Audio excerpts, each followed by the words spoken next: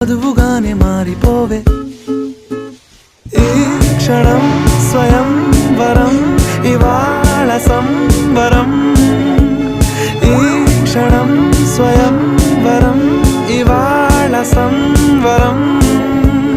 వీడుకోలు లేని తోడు అంది స్వాగతం ఈ క్షణం స్వయంవరం ఇవాళ సంబరం